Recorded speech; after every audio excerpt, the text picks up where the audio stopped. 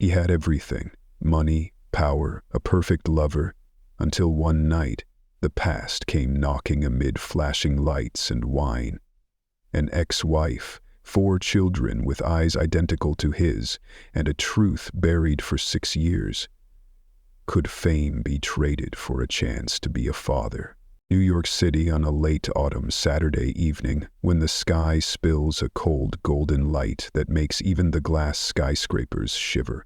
The streets of the Upper East Side hum like a jazz tune played by polished leather shoes, silk dresses, and the ringing laughter of the privileged elite. Outside the upscale restaurant Le Mont-Roy, a sleek black Mercedes pulls up, and Nathan Collins, a 41-year-old financial tycoon, glances at himself in the rearview mirror, not to fix his hair. Just the habit of a man who needs to control everything, even his own reflection. The Patek Philippe watch on his wrist glints like a sharp slice of precious metal. His razor-sharp gaze, black hair streaked with silver, meticulously styled, and the hard edges of a man so successful he feels hollow. Beside him, Aubrey Taylor, 27, a former model turned million-follower influencer, reapplies her red lipstick using the mirror in her designer clutch. She's draped in a champagne-pink satin dress that clings like a second skin, her wavy hair shimmering under the lights. "You sure you booked the best table, babe?" she asks, her tone half teasing, half polite. Weekends at Gilded Lily are a paparazzi swarm, like flies on honey. Nathan smirks faintly. "Chef Remy's doing a custom menu for us. 1-year anniversary. Everything's perfect, Aubrey." The car glides to a stop before the red carpet. Camera flashes explode from the opposite sidewalk. Nathan steps out like he's taking center stage on Broadway.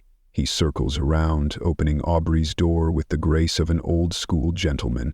Perfectly timed, perfectly poised, she emerges slowly, her heels clicking elegantly against the granite. "Hey!" Nathan surprises her. "Oh!" Then, Nathan's world fractures. Just a few steps away, near the velvet rope leading into the restaurant, a woman stands clutching a crumpled paper bag, dressed in a faded, threadbare uniform. She's quietly asking a passing couple, "Do you have any extra food?" Her voice, trembling, frail, cuts through the clamor of traffic and the artificial laughter surrounding him like a blade. And when she lifts her head, Nathan freezes. Julia. His eyes lock onto that face, pale but unmistakable, the woman who once meant everything to him, then vanished from his life 6 years ago, the woman he'd loved to the brink of madness, only to cast her out of his world with the harshest accusations, the one he'd tried to erase by drowning himself in work, money, and nameless lovers. But what steals the breath from his lungs isn't just Julia's presence. It's the 4 children standing beside her. 3 girls and a boy, soft brown hair, green eyes, faces bearing features so familiar they're cruel. The same eyes he sees in the mirror every morning, the same stubborn chin, the same expression, equal parts curious and guarded.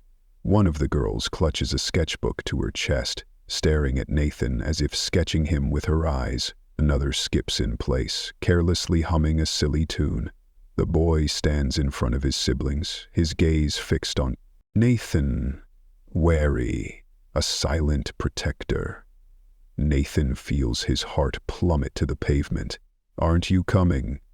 Aubrey's voice calls from behind, but now it's just a faint echo from another world. He doesn't answer. Can't. Julia's eyes finally meet his. For a split second she falters, but she doesn't run. Doesn't speak, just stares at him, as if all those silent years have now turned into thunder crashing back. And then it's Julia who whispers, not to Nathan, but to one of the children, "Mommy, who's that man?" The air seems to freeze solid. Nathan no longer hears the blaring horns or sees the flashing camera lights. There are only eyes, Julia looking at him like he's a ghost, the boy standing in front, his gaze steady as a cutting wind, and the smallest girl quietly scribbling something on the crumpled edge of a paper bag. completely detached from the storm of emotions swirling around her. A short, sharp laugh rings in his ear. "Nathan," Aubrey steps forward, hooking her arm through his with a smile that's gone rigid. "We have a reservation." Chef Remy doesn't wait, but Nathan doesn't move. Can't. He looks at Julia, hesitating as he takes a step. "Julia, is that you?" Julia nods faintly. No tears, no words. For just a moment her face tightens like a taut string, and when her voice finally breaks through, it's thin as a blade. "They're your children, Nathan." His heart clenches as if someone's strangling it. Each word shatters in his mind like glass smashing against a marble floor. "My children?" He looks again, closer, at each small face, and he can't deny it. Can't. One of the girls asks, timidly, "Mommy, who is he?" Julia turns to her daughter, her tone softening, but her eyes stay locked on Nathan, leaving him no room to escape. "He's your father." Aubrey lets out a scoffing laugh. "This is ridiculous. What are you, the cleaning lady trying to pull some daytime soap stunt?" Her voice cracks, shrill like breaking glass. But Nathan doesn't bother turning around. All he hears now is the frantic pounding in his chest, as if his heart is screaming for him to understand that his life has just veered into a direction with no way back. "Julia," he stammers, "why didn't you say anything? Why didn't you find me?" The question spills from his mouth like a reflex of self-defense. And instantly, Julia's faint laugh cuts through, her eyes glinting with a bitterness fermented over years. "You think I didn't try?" She steps forward, not afraid, not angry, just with the terrifying calm of someone who's endured too much to still feel surprise. "I wrote letters, made calls, showed up at your office. Did you know that? Every time I came, security said Mr. Collins doesn't see strangers. I was a stranger, the woman who used to be your wife." Nathan opens his mouth but finds no words. Julia presses on, her voice starting to tremble. "You threw me out over a photo, a stupid photo you saw online. Me with a coworker laughing, just laughing, and you decided I betrayed you. I was pregnant then." Her voice catches. "Pregnant with 4 children you never even knew the names of. And you didn't want to know." He feels dizzy. Not the tired kind of dizzy, the kind that hits when you realize you're no longer yourself. Every night of parties, every expensive glass of wine, every hollow compliment, suddenly meaningless. "Their names?" he asks, his voice hoarse, as if he's just walked through a fire. Julia turns, her eyes never leaving her children. The boy is Mason, then Lila, Claire, and the littlest one, Sophie. Nathan whispers each name back, as if afraid they'll dissolve into the air. Mason, Lila, Claire, Sophie, names of the little souls he's missed from their very first moments. Suddenly Mason steps forward. The boy is small but stands with the straight-backed resolve of a weathered adult. "Are you a friend of my mom's?" Nathan kneels carefully, as if every movement might shatter this fragile truth. "No, I'm your father, Mason." A long silence stretches out. Aubrey flings her hands up as if tossing away the last of her patience. "Enough." "Nathan, I'm not standing here watching you play out some cheap TV drama with your ex-wife and these kids." He still doesn't turn. He only whispers, almost to himself, "They're my children." Aubrey recoils as if slapped. "Excuse me? They're my children. I'm certain." And then Nathan pulls out his wallet, retrieving a business card. He steps forward and hands it to Julia, his hands trembling slightly. "Please, call me. I need to know everything. I need to understand. I need my kids." Julia takes it, but her eyes remain cold, wary, like a bird once wounded, knowing even roses can hide thorns. "I'm not promising anything, Nathan." An old bus rumbles up, its doors creaking open. Julia takes her children's hands, guiding them aboard one by one. Mason glances back. Claire turns her head too. No one looks afraid, just curious. Nathan stands there, motionless, like a tree struck by lightning. The bus pulls away. For the first time in years, Nathan doesn't know who he is anymore, and for the first time he feels afraid. That night, Nathan drove without registering the streets he passed. Green lights, red lights, familiar rows of buildings, all blurred by like shadows beyond the windshield. In his mind, only 4 names echoed relentlessly: Mason, Lila, Claire, Sophie. 4 lives he'd missed, not because he chose to abandon them, but because he never even knew they existed. The car turned into the basement garage of Anderson Holdings, where pale yellow lights cast a dim glow over rows of dormant luxury vehicles. Nathan sat motionless behind the wheel. For the first time, the Mercedes felt no different from a coffin, sealing shut everything he'd once believed was secure. Up on the 42nd floor, the CEO's office remained lit. He didn't turn on the overhead lights, just let the faint glow from the computer screen edge the room, as if afraid to face himself in real light. A locked drawer. He opened it, pulling out something he thought he'd forgotten. An old wedding photo. Him, young, Julia, beaming, barefoot on a Cape Cod beach. The wind whipping her thin wedding dress. They'd once been like that. Free, simple, full of hope. And yet he'd destroyed it all over a photo of her laughing with a coworker. One misjudged glance, one impulsive burst of anger. Then he cut her off, cast her out of his life without ever looking back. The phone buzzed, the screen flashed. Mom. He let it ring. Once, twice, 3 times, then a knock sounded at the door. Soft, polite, but beneath it something simmered, ready to erupt. His personal assistant Marcus poked his head in. "Sorry, sir, Mrs. Evelyn's here, says it's urgent." Nathan closed his eyes for a second, then opened them, his voice icy. "Let her in." Evelyn Collins swept in like a queen without a throne. Cream cashmere coat, a string of pearls perfectly aligned, hair pinned back without a single strand astray. "My son," she began, her voice light as a breeze, "I know about tonight, and we need to set things straight."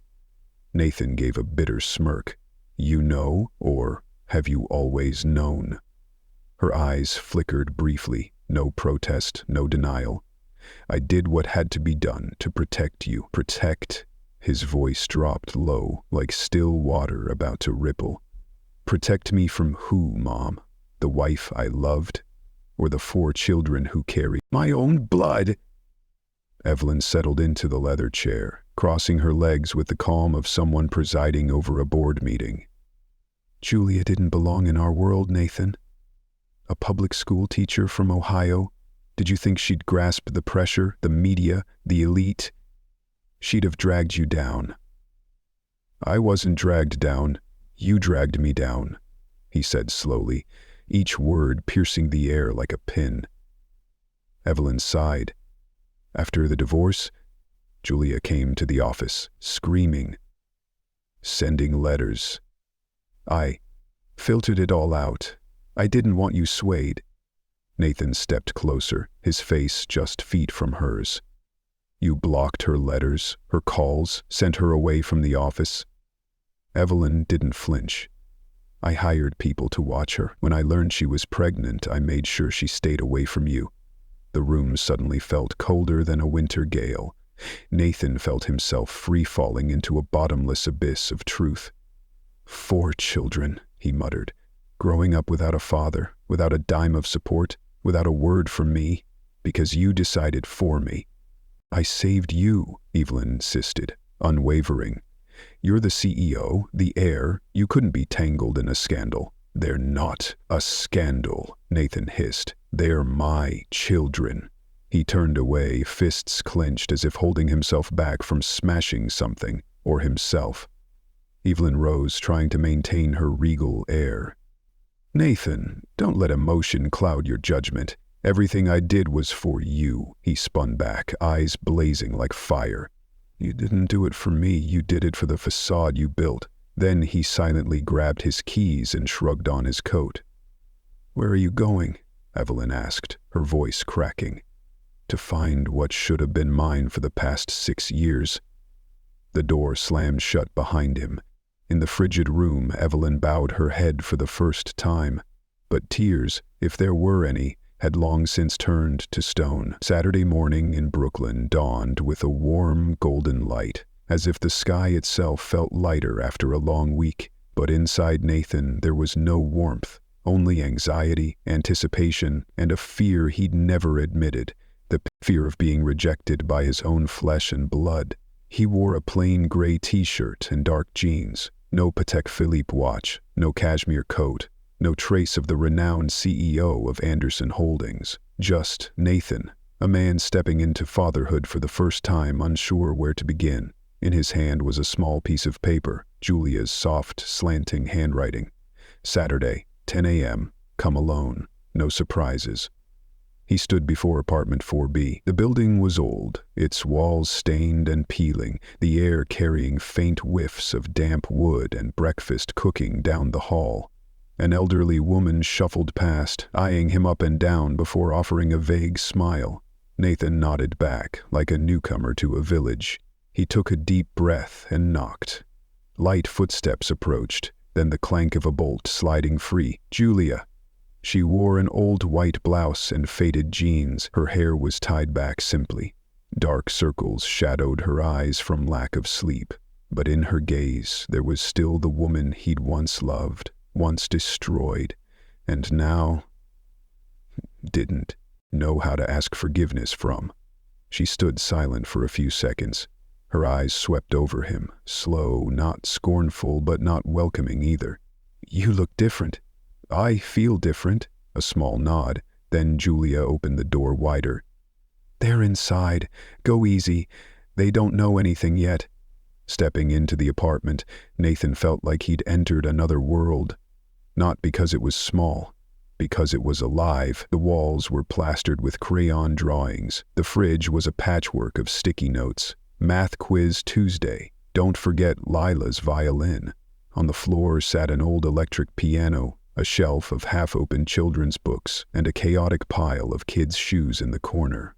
4 children sat on the sofa, silent, watching him as if he were a character from a fairy tale. Stepping out of the pages, both frightening and wondrous, he knelt down, keeping enough distance not to scare them. His voice was soft, as if afraid to shatter the fragile air.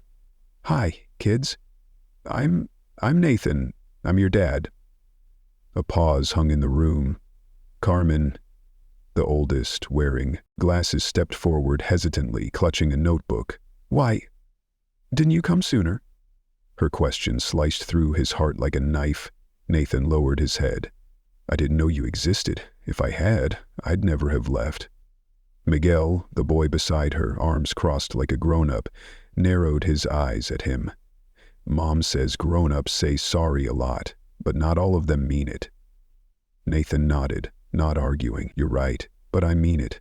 I'm here to be part of your lives, if you'll let me. Lucia, the tiny girl with curly hair, whispered, Do you play music? Yeah.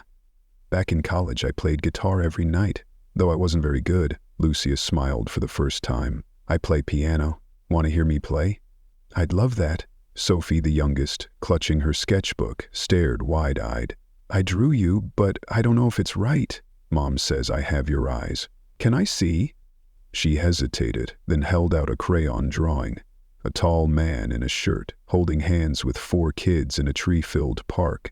Nathan touched the edge of the paper lightly. His throat tightened. It's beautiful. More beautiful than anything I've ever had. Carmen tugged at his sleeve, looking up. Are you good at math?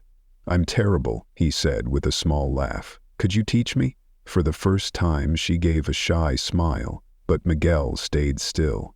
Are you gonna leave again? His voice rang out like a hammer striking Nathan's chest. Nathan stood, meeting the boy's eyes, eyes that were his own from a childhood spent waiting in vain for a father to come home. No, not ever again. I've missed too much already. Julia leaned against the doorway, not interrupting, but in her eyes something cracked. Not forgiveness, maybe hope. For the first time in 6 years, Nathan felt like he was standing where he was meant to be, and for the first time he saw the face of love, not on a stage of fame, but on the humble floor of a small apartment, where these children looked at him not with titles, but with their hearts. A week after their first meeting, Nathan stood before the mirror in his luxurious penthouse, taking one last look around. Everything here had once symbolized status. Italian crystal chandeliers, a marble-linged bar, flawless mahogany floors. But now it felt like a cold museum of years that had slipped by, leaving nothing but emptiness in their wake. He sold the penthouse, moved into an old 2-story house in Queens, less than a 5-minute walk from the kids' school. For the first time, Nathan Collins didn't choose a home for prestige or an expensive view, but for timely breakfasts and the echoes of laughter after school let out. On the first day, he arrived to pick up the kids 15 minutes early, standing at the school gate like any other parent, holding a lukewarm coffee and a name tag that read, Mr. Nathan. Mason emerged first, frowning. "You're early." "I'm practicing," Nathan said with a smile, "to be a superhero at pickup and drop-off." Lucia giggled.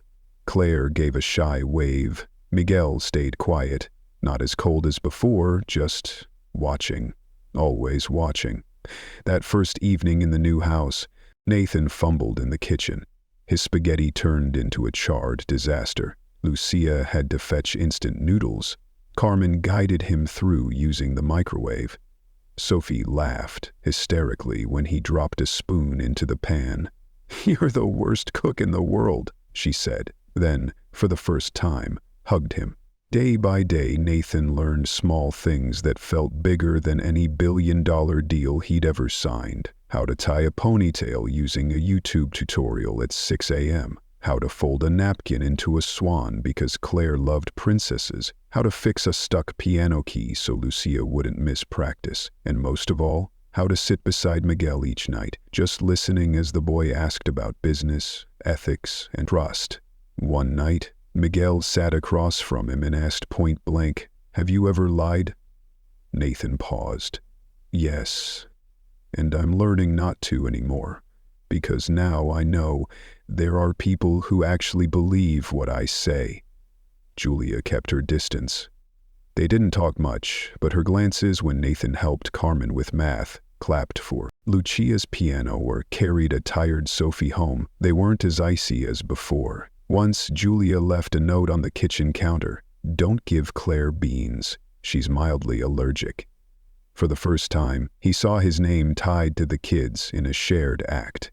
A small trust, but a start.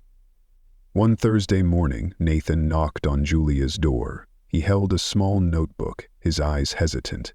"I signed up for therapy." Julia looked up, stunned. "I think I've got a lot to unpack, things I've never faced. And if I want to teach the kids how to be honest with their feelings, I need to start with myself."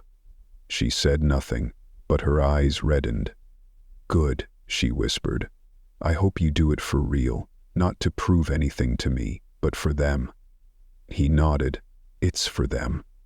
At Anderson Holdings, the news spread like wildfire. Nathan stopped attending late-night galas. No more 9 p.m. meetings.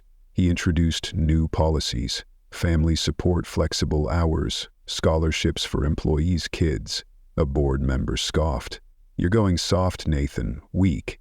He just smiled. "No, I am becoming a father.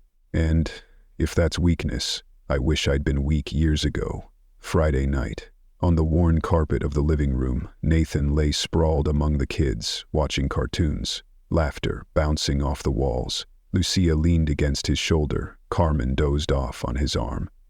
Miguel was laughing. Sophie whispered as he tucked her in. "Dad, our house is kind of old, but it's warmer than your old one, huh?" Nathan chuckled. "Warmer than every penthouse in the world." The sky that day was overcast. Heavy clouds hung low, as if cradling something about to burst. But in the backyard of the little house in Queens, laughter rang out like sunlight piercing a gray winter day. 4 children raced around a cluster of balloons tied crookedly to the fence. A plastic table draped with a green checkered cloth held pizzas, grape juice, and a lopsided, robot-shaped birthday cake Nathan had ordered himself. A clumsy clown stood awkwardly in the middle of the yard, eyes watering from a latex allergy. An unexpected gift turned minor disaster. But the kids howled with laughter, and to Nathan, no sound had ever made his heart feel so light. Julia stood by the fence, arms crossed, half smiling, half shaking her head. "You hired a clown allergic to latex?" Nathan rubbed the back of his neck, flushing with embarrassment. "I thought kids like clowns. Didn't expect the kids would be fine, but the clown? Not so much." Julia laughed out loud, a laugh he'd once remembered with aching longing. But this time, it didn't carry pain, just a quiet acknowledgement. He was trying, and she saw it.